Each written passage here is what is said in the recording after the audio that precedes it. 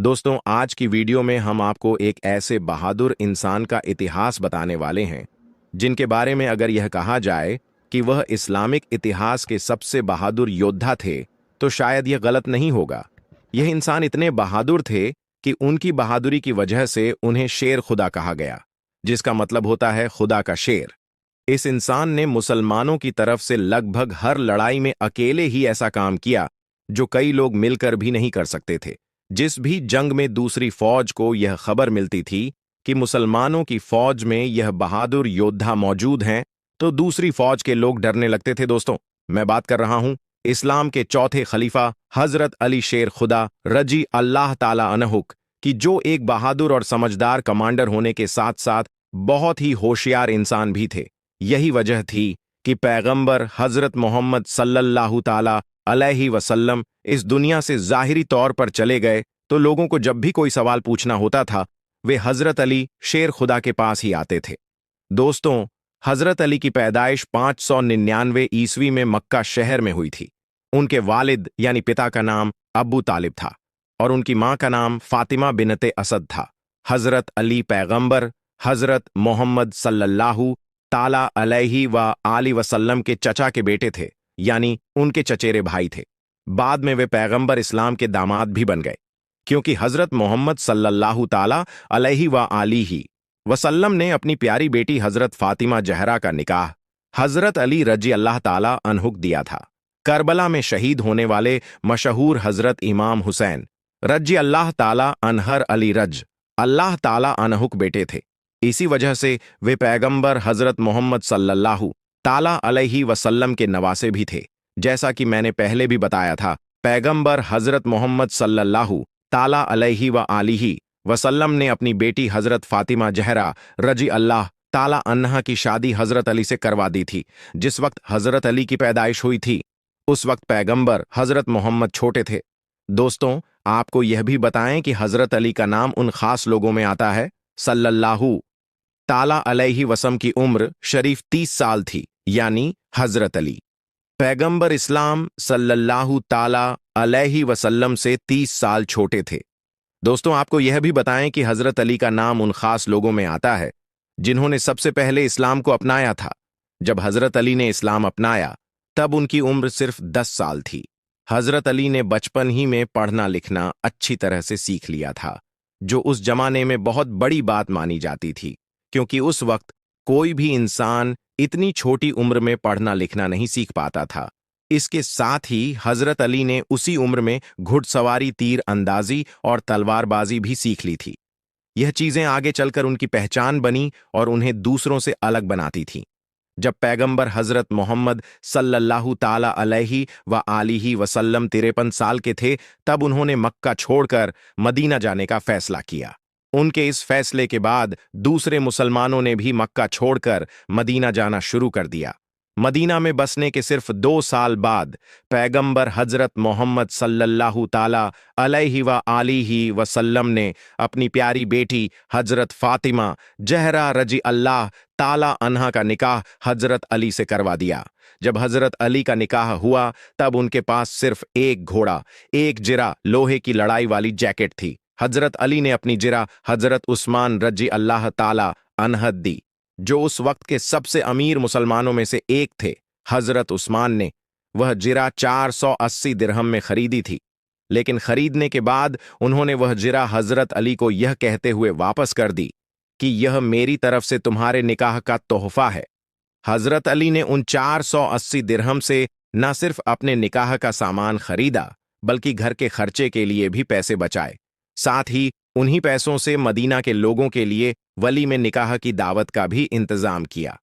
हजरत अली के निकाह के कुछ ही दिनों बाद उसी साल मुसलमानों की पहली जंग हुई, जिसे हम जंगे बद्र के नाम से जानते हैं।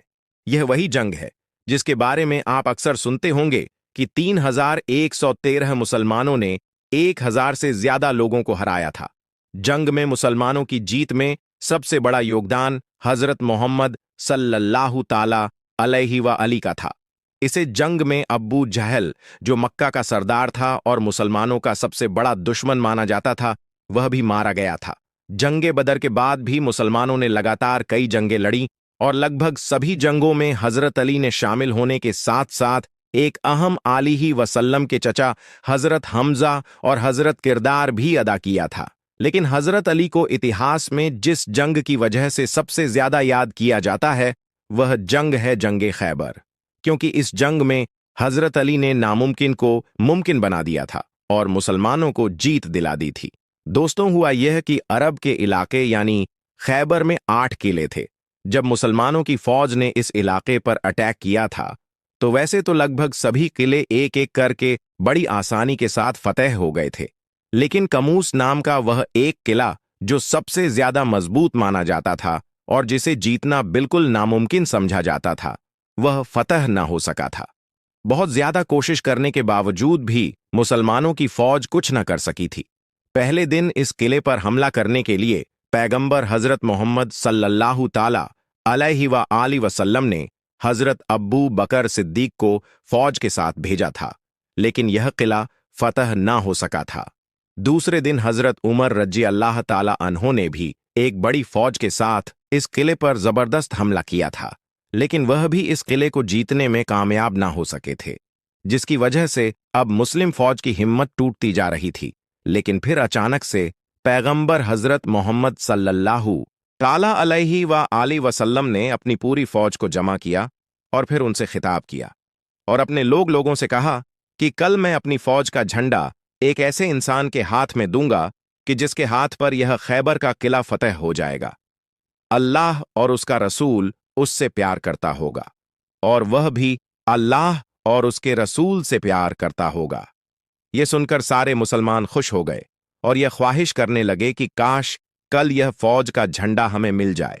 लेकिन अगले दिन जब सुबह हुई तो पैगंबर इस्लाम यानी हजरत मोहम्मद सल्लल्लाहु ताला अलैहि वसल्लम ने लोगों से कहा कि हजरत अली 2 किधर है। यह सुनकर सब लोगों ने बताया कि वह इस वक्त हाजिर नहीं है क्योंकि उनकी आंखें दुख रही हैं।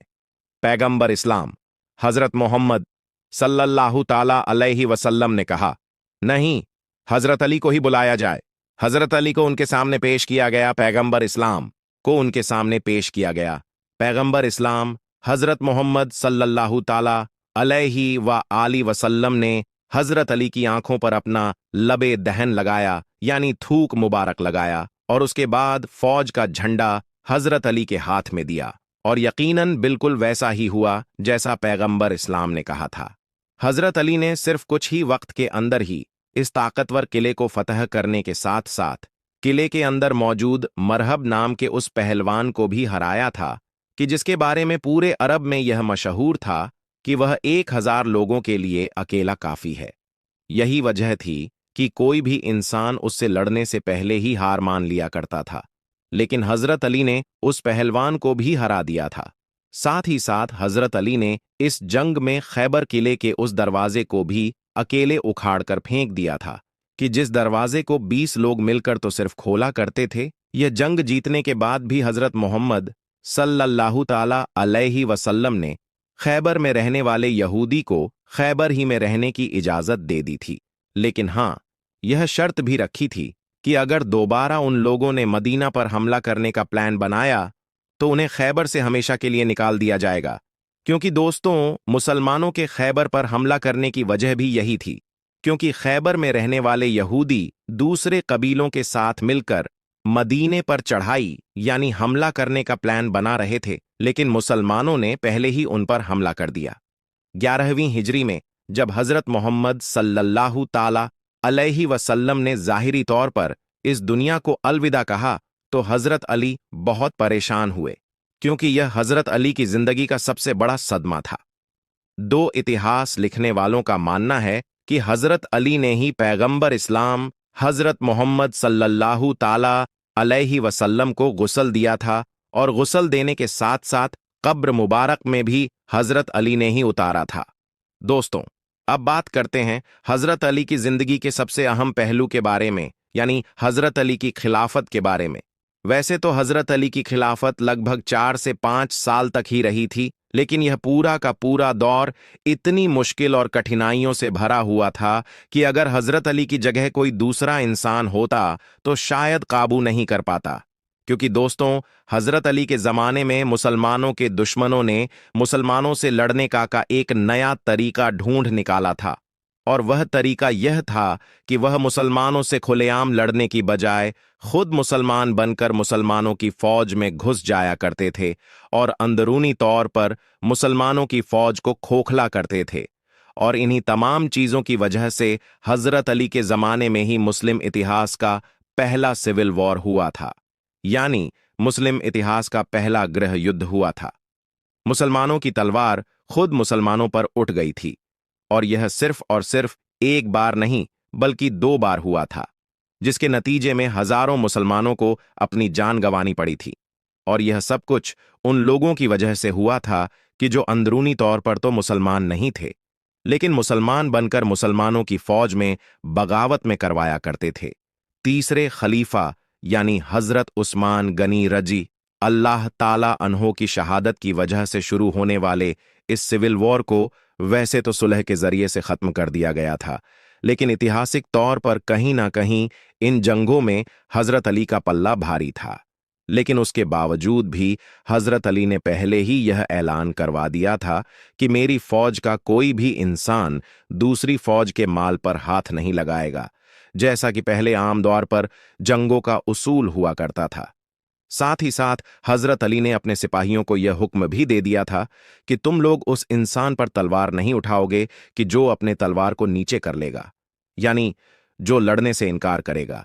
सिविल वॉर खत्म हो जाने के बाद भी हजरत अली को अपनी खिलाफत के जमाने में चैन की सांस लेना नसीब नहीं हुआ था, और खारियों की तरफ से साजिशें लगातार बढ़ती जा रही थीं। इन साजिशों की आग इतनी ज्यादा तेज हो गई थी कि आखिरकार एक दिन जब हजरत अली फज्र की नमाज पढ़ने के लिए जा रहे थे, तो अब्दुल रहमान इब्ने मुलजिम नाम के एक खर्ची ने हजरत अली के ऊपर हमला कर दिया। यह हमला एक ऐसी तलवार के जरिए से किया गया था कि जो जहर से सनी हुई थी। हमला करने वाले इंसान यानी अब्दुल रहमान इब्ने मुलजिम को फौरन गिरफ्तार कर लिया गया, और हजरत अली ने फौरन अपने बेटे यानी हजरत इमाम हसन और हजरत इमाम हुसैन को बुलाया और उन दोनों को यह नसीहत की कि अगर मैं इस जख्म की वजह से शहीद हो जाऊं तो तुम लोग भी मेरे कातिल को कत्ल कर देना, क्योंकि हमारी शरीयत का यही हुक्म है।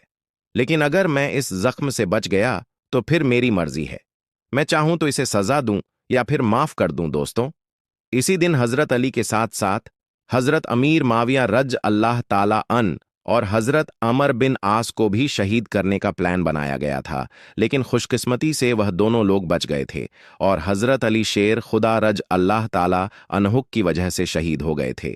जिस वक्त हजरत अली की शहादत हुई उस वक्त उनकी उम्र लगभग 63 साल थी, और यह महीना रमजान का महीना था। तो मेरे दोस्तों, आज की यह वीडियो आपको कैसी लगी, नीचे हमें कमेंट बॉक्स में जरूर बताइए। वीडियो समझ में आने की सूरत में लाइक और शेयर कीजिएगा। मिलेंगे इंशा अल्लाह ताला एक नई वीडियो के साथ। तब तक के लिए अस्सलाम वालेकुम वाला।